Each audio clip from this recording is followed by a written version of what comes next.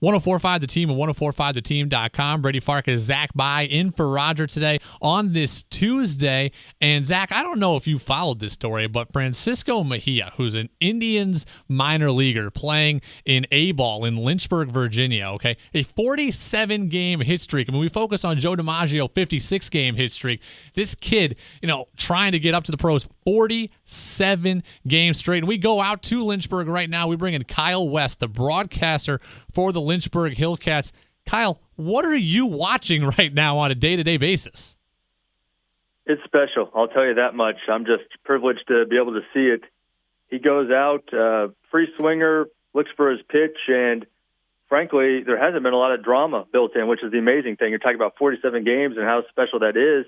There's only been one time since he joined the Hillcats where he has had to go into his final at-bat needing a hit. Most of the time he knocks it out early, a double. One time he had a grand slam in the first inning of a game.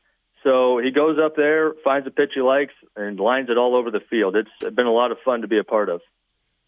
Kyle, well, first of all, Kyle, before I address you, Brady, I'm offended that you think that I wouldn't know who Francisco Mejia is, or the Lynchburg Hillcats, first of all. No, but Kyle, I want to ask you, at what point in this hitting streak did it start to register, wow, we are seeing something very unique and special?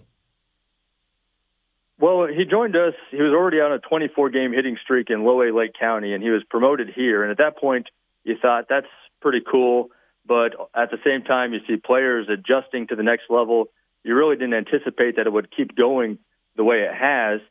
About 2 weeks, I would say, with us, all of a sudden he's getting up to 35, 36 because he sat out a couple games, and you thought, wow, this is significant.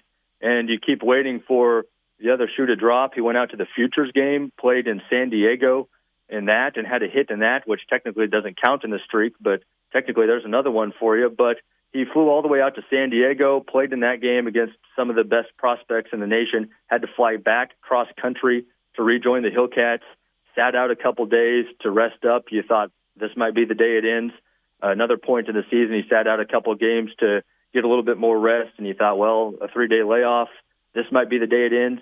But again, every time you think that, the one day when he came back after missing 3 straight days, he hit a grand slam in the first inning. That was the game he hit the grand slam right off the bat. So at that point, you realize this is really significant. It's really special. And the really neat aspect about it is he doesn't seem fazed by it. Everybody knows it's going on, but you look at him in the clubhouse, you talk to him after the games, it really doesn't seem to faze him one bit. He's just going out and playing baseball. Kyle West, Lynchburg Hillcats broadcaster, an A-ball affiliate of the Cleveland Indians. Francisco Mejia, 47-game hit streak. He goes for 48 tonight. And Kyle, you said it, he sits out a handful of games, minor leagues, guys get more rest than they do in the big leagues, traveled out to the Futures game, all-star break for the league. There's all kinds of things going on. And then, oh, by the way, wasn't he also the centerpiece of the trade that was supposed to bring Jonathan Lucroy to Cleveland? So this guy was traded also throughout this process, and then the trade ended up getting vetoed because Lucroy didn't want to waive his no-trade clause. But that's another layer to this.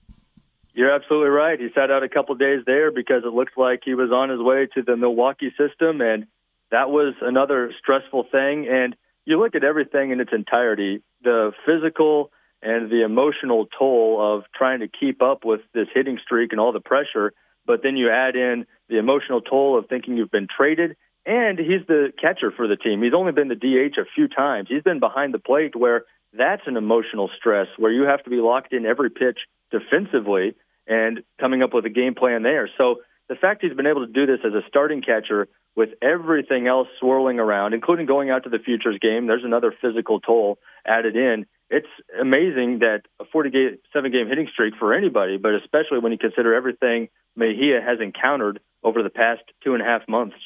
Brady Farkas, Zach By in for Roger on this Tuesday, talking Kyle West, Lynchburg Hillcats broadcaster, single A affiliate of the Cleveland Indians.